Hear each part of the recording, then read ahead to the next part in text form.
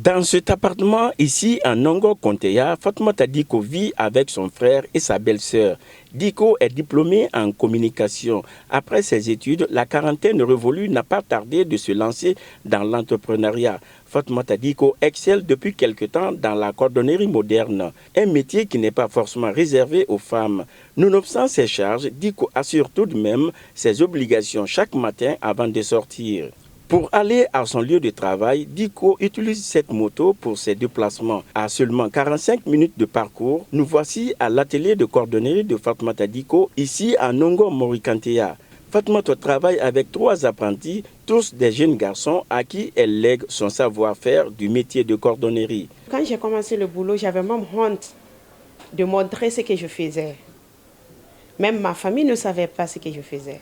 Tout le monde savait que je travaillais, je gère juste une boutique, mais ne savait pas que je faisais la cordonnerie parce que j'avais honte de ce que les gens vont dire, de ce que la société pensait, tout ça.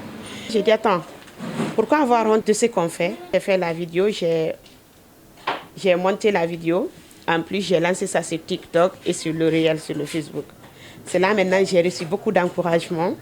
Les gens m'ont encouragé. Depuis lors, maintenant, j'ai dit pourquoi ne pas faire à chaque fois des vidéos. Dans cet univers de Diko, on y découvre une gamme de chaussures en cuir déjà confectionnées, des matériaux de travail ainsi que des machines à coudre et à limer. Redonner une seconde vie à ces objets, cela n'a aucun secret pour cette cordonnière. L'atelier déjà, comme vous le voyez, c'est divisé en 2 parties. L'autre partie, on a pris pour l'atelier, l'autre partie, on a pris là où on peut exposer nos créations. Maintenant, on travaille avec des cuirs, des gommes, en plus les semelles, il y a l'alcool et beaucoup de choses qui en suivent.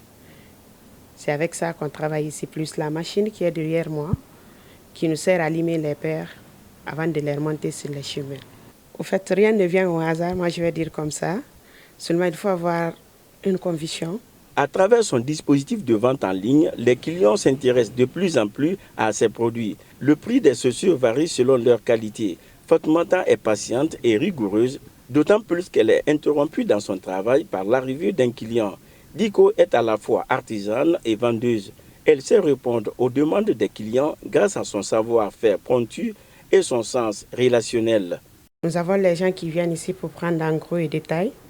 Nous avons plus que des grossistes que des détaillants parce que notre vente se focalise en ligne la plupart. Maintenant, quand un client vient à la boutique, on te reçoit. Il y a d'autres même qui viennent avec leur choix en tête 2A. 2A, ils ont vu les images, ils ont choisi. Tu viens, on te donne la paire et puis on te demande, nous avons des cartons. Il y a d'autres qui préfèrent partir avec et d'autres qui disent non, mettez seulement dans un plastique. On met dans le plastique, on les remet.